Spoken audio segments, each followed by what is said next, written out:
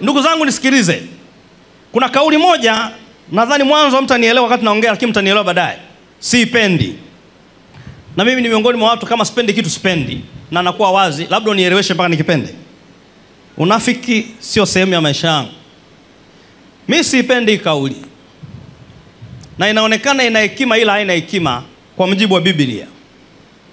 Kauli inayosema usichanganye mambo ya kiroho na siasa, hii kauli ni mbaya. Na nitawaambia hivi. Hii kauli italeta mgawanyiko. Itawaweka viongozi wa kiroho mbali na itawaweka wanasiasa mbali na kanisa. Ni kauli kama rafiki lakini sio rafiki. Nataka niwaambie kwa mujibu wa maandiko, huwezi kutenganisha kitu cha kiroho na siasa, wala huwezi kutenganisha kitu cha taifa na mambo ya kiroho. Hivi vitu, kauli inatakiwa iwe hivi, kwamba unapokuwa mtu wa kiroho, jua cha kuongea kwenye siasa, na unapokuwa mtu wa siasa, jua cha kuongea kwa watu wa kiroho, lakini sio kusema moja kwa moja usiingilie. Hiyo kauli sio sawa. Mungu akati anaumba, alipotuumba, alituwekea utawala. Na mwanzoni ukisoma maandiko vizuri, system ya mwanzoni ya utawala, kiongozi wa kidini ndio huyo alikuwa ni kiongozi wa kisiasa. Haujanielewa?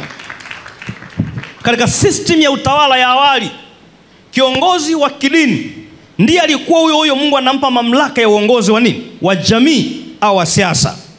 Na ndio maana katika maandiko utakuta mara nyingi Mungu anamtia mafuta kiongozi na kusema ni mfalme. Neno mfalme naomba usilisahau. Tutaliangalia kwenye Biblia moja hapa Kiingereza, palipo neno mfalme Biblia inasema government. So Mungu alikuwa anamuita mfalme, anamwekea mafuta kuwa kiongozi wa kisiasa au kiongozi wa kiserikali, alafu anamfanya pia kuwa kiongozi wa kiroho. Nitakupa mfano. Mwanzoni kabisa wafalme, Mungu alipomteua mfalme katika Israeli, alimteua aongoze kiroho na aongoze kijamii au kiserikali au kisiasa. Samuel wa kwanza 16 mstari wa kwanza peke yake. Maandiko yanasema Bwana akamwambia Samuel, hata lini utamlilia Sauli? Ikiwa mimi nimemkataa asiwamiliki Israeli, ijaze pembe yako mafuta, uende nami nitakupeleka kwa Yese Mbethlehem, maana nimejipatia mfalme katika wanae. Maana nimejipatia mfalme katika wanawe. Ni nani anazungumzwa hapo? Cheo gani? Nijibu kanisa lote, cheo gani? Okay.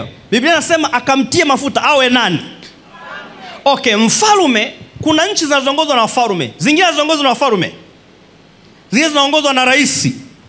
So hiki cheo ambacho alitiwa mafuta sio cha kiroho. Tukubaliane mpaka hapo? Naanza kujihubiri mwenyewe nao sasa. Anasema nenda ukamtie mafuta awe mfalme kwa watu wangu. This is not a spiritual position. Hiki sio cheo cha kiroho. Hiki ni cheo cha kuongoza jamii. Lakini unamkuta Daudi huyo ambaye kwa nchi yetu kama Daudi na angekuwa kiongozi hapa, maana yake ni rais wa nchi.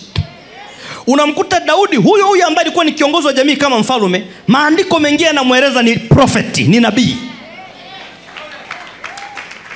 Ukienda kitabu kile cha Matendo ya Mitume sura ya 2:30, niweke version ya Kiswahili kwanza. Matendo ya Mitume 2:30. Hebu muangalie Daudi. Hapa zinazungumzwa habari za Daudi. Okay? Basi kwa kuwa ni nabii, kwa kuwa ni nani? Nabii.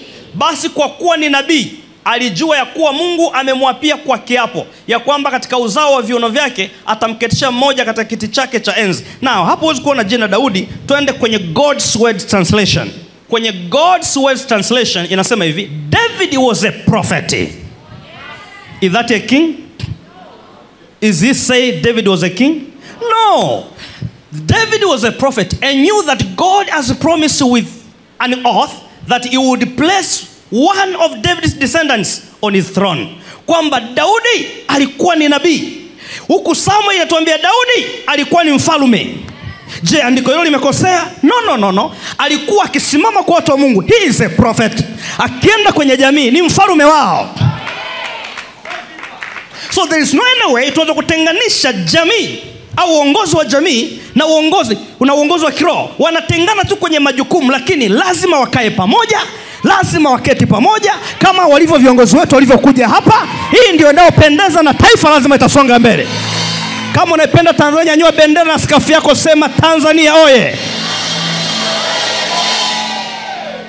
Kwa staili hii nchi inaenda.